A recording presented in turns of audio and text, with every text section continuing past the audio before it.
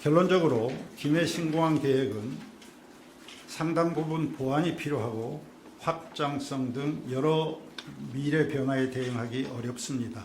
동남권 관문공항으로서 김해 신공항 추진은 근본적인 검토가 필요하다고 봅니다.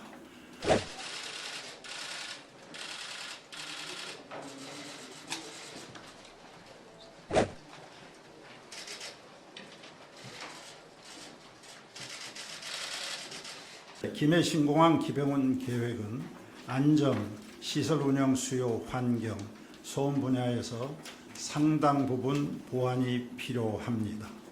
검증 과정에서 비행 절차 보완 필요성, 서편 유도로 조기 설치 필요성, 미래 수요 변화에 대비한 확장성의 제한, 소음 범위 확대 등 사업 확장 당시 충분히 검토되지 않았던 사항들이 확인되었고, 국제공항의 특성상 각종 환경의 미래 변화에 대응하는 역량면에서 매우 타이트한 기본 계획이라는 한계를 가지고 있습니다. 황날 혹은 화물탕날 그리고 여기로 연결되는 철도도. 자, 그런데 지금 우리가 검증하고자 하는 것은 이 노란색으로 되어 있는 새롭게 V쉐입으로 놓여 있는 이 김해 신공항을 이야기합니다.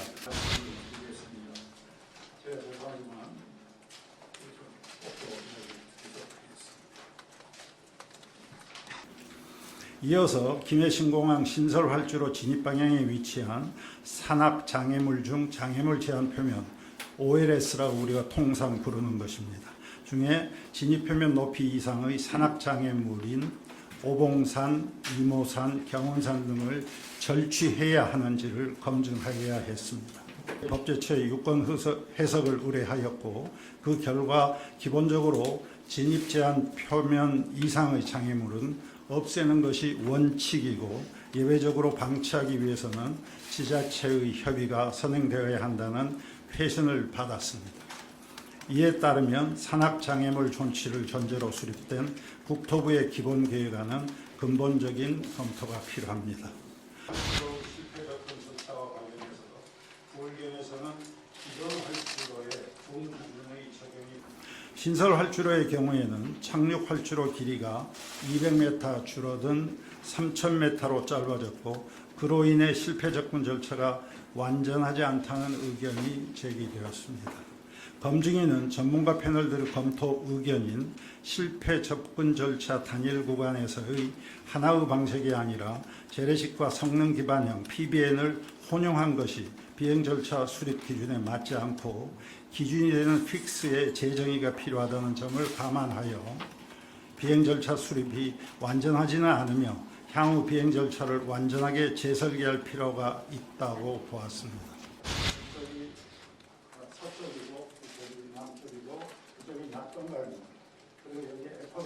활주로 길이 연장과 추가 건설 필요성에 대해서는 2056년 목표년도 추정 여객 수요 2,925만을 감안할 때 추가 건설은 불필요할 수 있으나, 미래에 예상되는 변화를 모두 수용하기에는 입지 여건상 제한적이라고 판단했습니다.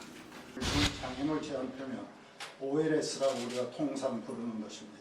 중에 진입 표면 높이 이상의 그 결과 소음 피해 범위는 당초 기본 계획안에 비해 일부 확대되는 것을 확인하였습니다. 다만 군용기 운항 횟수가 적어서 영향은 크지 않습니다.